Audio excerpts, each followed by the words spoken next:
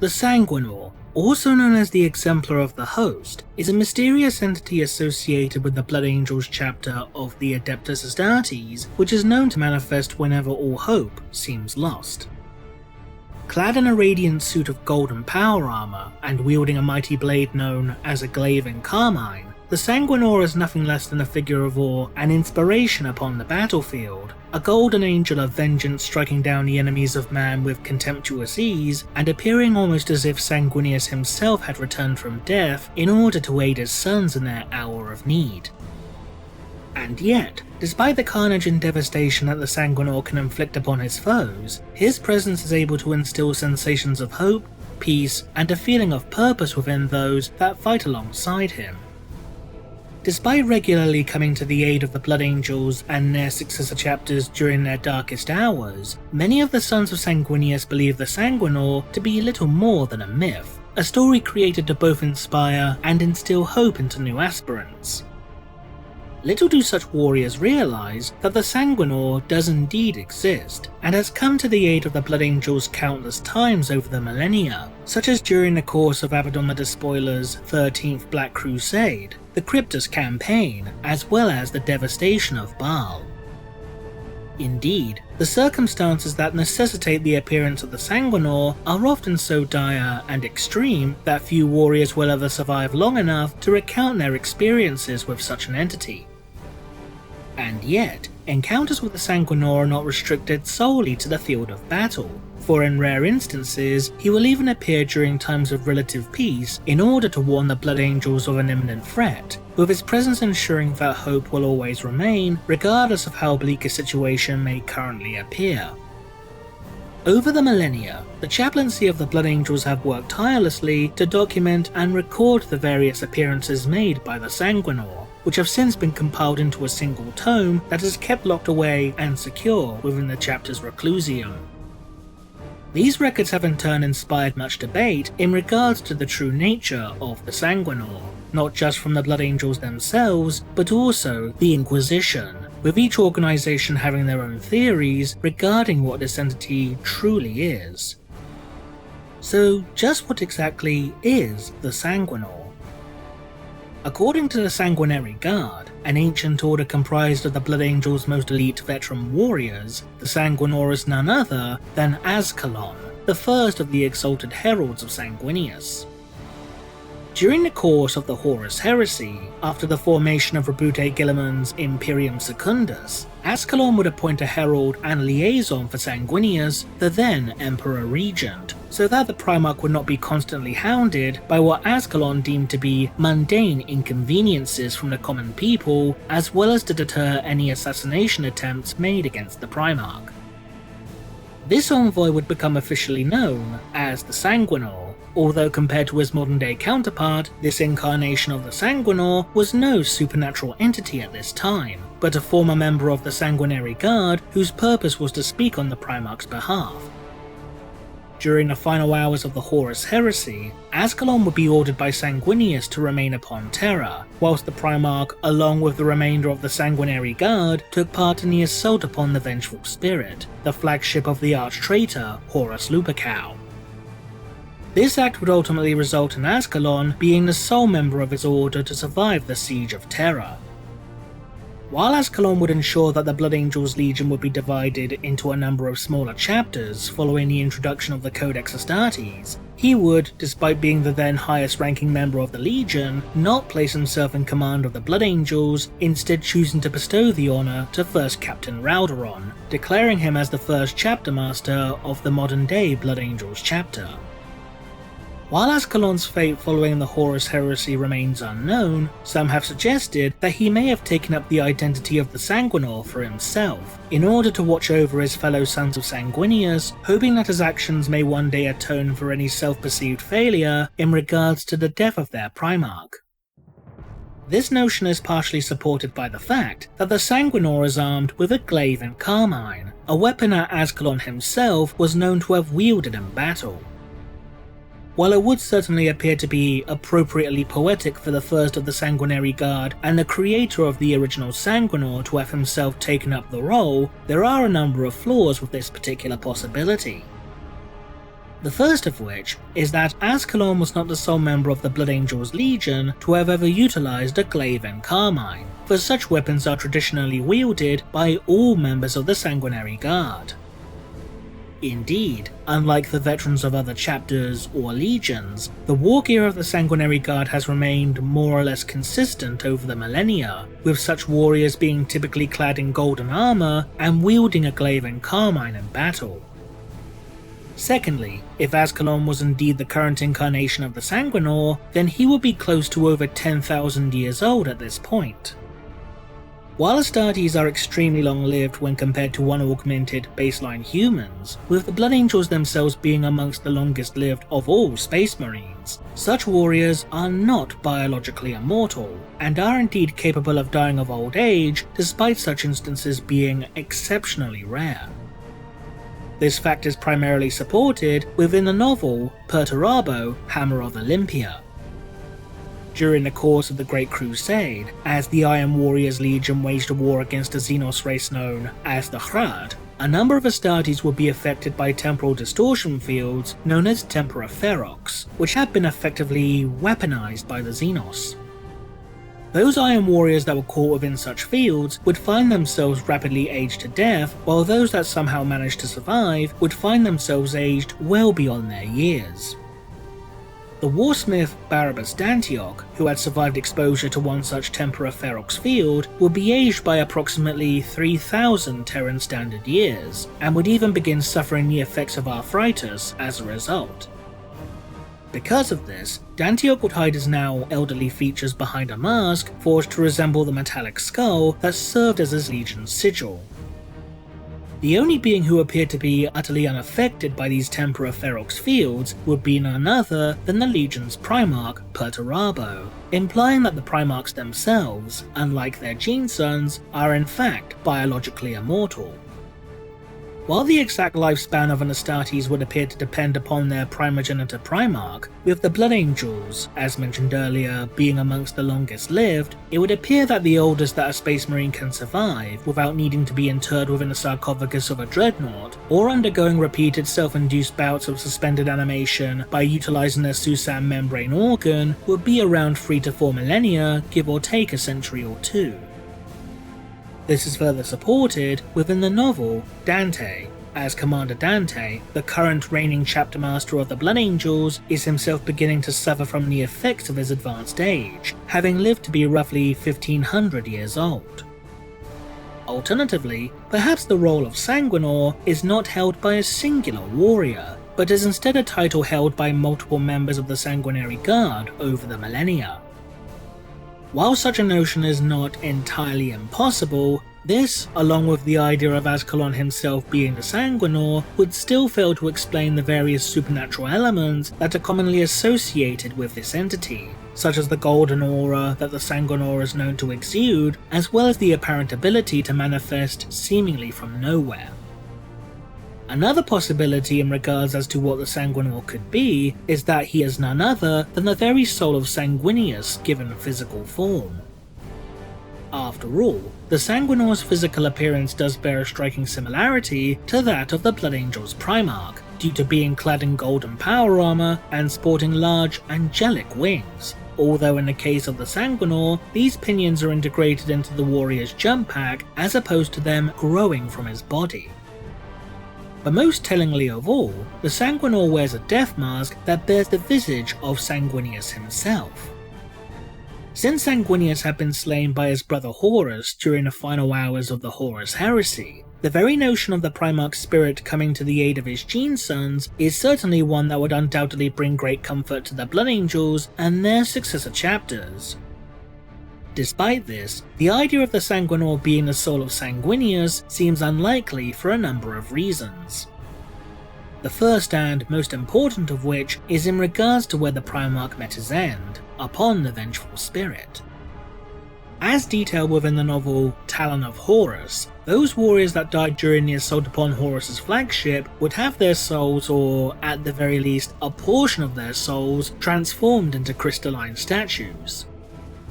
Thanks to the excessive amount of warp energy saturating the hull of the vengeful spirit, these statues are able to maintain their form and even rematerialize elsewhere upon the ship should they ever be shattered. Upon first encountering these statues, the Thousand Sun sorcerer Iskandar Khayon would discover that the, for lack of a better term, spiritual resonance frequency exhibited by these statues was somewhat similar to that of Rubric Marines, warriors of the 15th Legion whose souls remain trapped within suits of animated armor, as detailed with the following quote. I ran my gloved fingers down one of the visages, almost expecting its eyes to open and the song to rise from the glass mouth. These statues held life of a kind. A dull presence drifted behind their closed eyes, not entirely dissimilar to the weak life within my rubrique, but not the same. As I examined a crystal tongue, then the closed crystal eyes, I realized where the feeling was so familiar. It was the same spreading faintness of a soul leaving its fresh corpse in the maddening seconds before the gods pulled it into the warp. The novel Black Legion would go on to confirm that a crystalline statue of Sanguinius also exists upon the vengeful spirit, with Khayon even referring to it explicitly as the Primarch's ghost. Sanguinius had died aboard the vengeful spirit, and here his ghost remained, as the warp-saturated steel of the ship's hull resurrected the Primarch, along with the other fallen.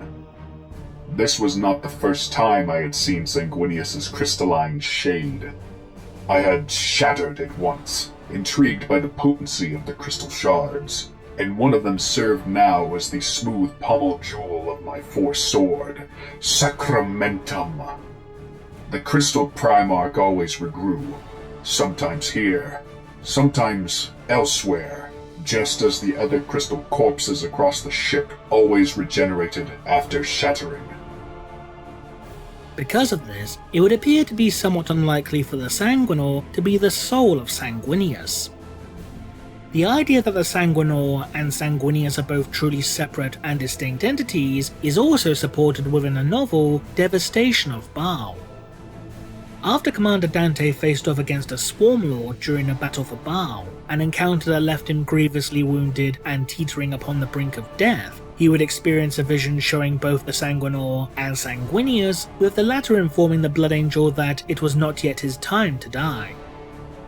Despite wishing for Sanguinius to grant him death and allow him to finally rest, Dante would be revived by his chapter's apothecaries and in time would eventually heal from his wounds. Since both the Sanguinor and Sanguinius were shown to be separate individuals in this vision, this would appear to support the notion that the Sanguinor is not the soul of Sanguinius. However, whether or not such an experience suffered by Dante was truly him speaking with his deceased Primarch, or if it was nothing more than a trauma-induced hallucination, is another matter entirely. Another possibility is that the Sanguinor is a being akin to the mysterious and holy entities known as living saints. There are certainly a number of characteristics that are shared by both the Sanguinor as well as a number of living saints, such as Saint Celestine, which would certainly appear to suggest some sort of connection between the two. Such mutual traits include both warriors being clad in golden armor, wielding a mighty sword, exuding some form of divine aura, and boasting a large wingspan that allows them to soar over the battlefield like angels. In addition, much like the Sanguinor, living saints are also shown to be capable of manifesting during times of need so that they may aid the forces of the Imperium against insurmountable odds. However, discerning just what exactly a living saint truly is, whether it is in fact some form of demonic entity or something else entirely, is an altogether different matter. Regardless, it is still possible that the Sanguinor could be some type of, for lack of a better term, imperial demon, even if he is not truly a living saint. After all, the Emperor of Mankind has, over the millennia, begun creating a number of demonic servants to aid him in counteracting the presence and might of the ruinous powers. Such servants are not only rumoured to include the ghostly warriors known as the Legion of the Damned, even if the true nature of the Legion itself remains hotly debated, but also, as detailed within Talon of Horrors, a number of entities born from the very light of the Astronomicon. These entities not only include creatures known as Fire Angels, which are known to manifest upon a series of planets located within the Eye of Terror known as the Radiant Worlds, but also a being known as Imperius, the very manifestation of the Astronomicon itself. Much like the Sanguinor, Imperius would also exude a powerful, almost blinding aura, as well as sport a golden death mask, although unlike the mask worn by the Sanguinor, which depicted the almost peaceful visage of Sanguinius, the one borne by Imperius was of a face racked by immense pain and unimaginable torment. In addition, while the Sanguinor's physical form is powerfully built and strong, Imperius by contrast was described as being frail and skeletal in appearance. Because of what traits the Sanguinor and Imperius do share, it's potentially possible that these entities could represent different aspects of the Emperor's personality or even pieces of his fracturing soul. In this case, Imperius would serve as the personification of the Emperor as humanity's guiding light, due to being the avatar of the Astronomicon, the psychic beacon that allows Imperial ships to navigate the tides of warp space, while the Sanguinor by contrast would represent the Emperor as the defender of humanity, unleashing his wrath against those who dare threaten his Imperium. While the idea of the Sanguinor being a living saint or even a demon created from the fraction of the Emperor's own soul or psyche is certainly an interesting one, there does exist one other possibility in regards to what this entity truly is, that he is in fact none other than the original Sanguinor. As mentioned earlier, the original Sanguinor would be appointed by Ascalon during the course of the Horus Heresy to serve as both a herald and liaison for Sanguinius himself. In order to discern who would be best suited for such a task, Ascalon would have 10 of the Sanguinary Guard's greatest veterans draw lots, with the two winners being the warriors Aratron and Kheljay. After the other members of the Sanguinary Guard had been dismissed, Ascalon would have Aratron and Kheljay battle one another in a short duel, with Aratron proving victorious. Ascalon would then execute Kheljay so that no others would ever learn the true identity of the Sanguinor before expunging all mention of both Kheljay and Aratron from official records. Aratron would then don the golden death mask bearing his Genefather's visage, which will then be burnt into his flesh, fusing with his own face and making it impossible to remove. From this day forth, Aratron would become known to the majority of his Gene brothers simply as the Herald, but his official title would become that of the Sanguinor. While it may initially seem somewhat unlikely that Aratron is the current incarnation of the Sanguinor, given the previously mentioned issues regarding a Space Marine's lifespan, there is still a surprising amount of evidence to support this possibility, thanks in part to the influence of the warp.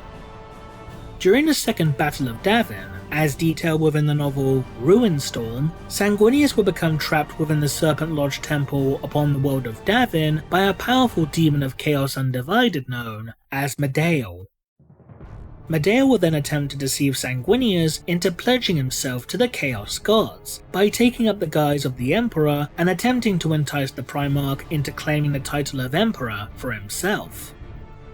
However, after Sanguinius repeatedly refused to succumb to such temptations, culminating with the Primarch striking down this false vision of his father, Medeal would attempt to coerce Sanguinius through sheer brute force.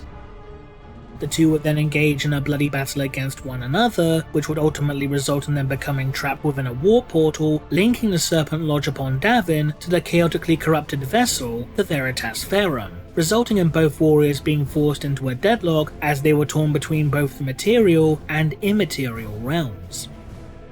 Aratron would rush to his Primarch's aid and would charge at Medeal, taking his Primarch's place as he and the demon tumbled into the depths of the warp. As the portal began to collapse in upon itself and the walls of the Serpent Lodge began to crumble around them, Sanguinius would order his men to retreat. But as he gazed upon the portal for one last time, the Primarch would appear to witness Aratron transforming into the current incarnation of the Sanguinor, as detailed with the following passage. In the sky, ugly blossoms of fire marked the deaths of more ships, and the void was filled with the grey fog. The shell of bones completing its contraction, coming to enclose Davin in its final tomb. There truly was no time. Even so, he paused. He looked back at the portal. It twisted on itself. Wave after wave of mutating fire bellowed from the interior. A storm had turned on itself and was lashing out with the force of its ruin. In the heart of the maelstrom, the herald stood bowed, his sword planted. He radiated his own light. The silhouette shone golden. At the last, just before he turned away, Sanguinius was sure he saw the shape of wings spread from the herald's shoulders once more. This would appear to strongly suggest, if not outright confirm, that Aratron is indeed the true Sanguinor after all. Since Aratron was cast into the depths of the warp, then it is indeed possible for him to have survived the passing of several millennia thanks to the time-dilating properties of warp space. Because of the way time itself becomes distorted within the Immaterium, which is able to move forwards, backwards, stand still, and bend all at the same time, this means that while only a few minutes may have passed within the warp, days, centuries, or even millennia may have passed within real space. It is thanks to this temporal distortion that the warriors from the traitor legions who had fought against the Imperium during the course of the Horus Heresy are able to continue waging their long war against the Emperor's forces. Whether or not Aratron is still mortal, or if he had in fact ascended to something akin to demonhood, is another matter entirely. What do you think? Leave a comment below, and thanks for watching.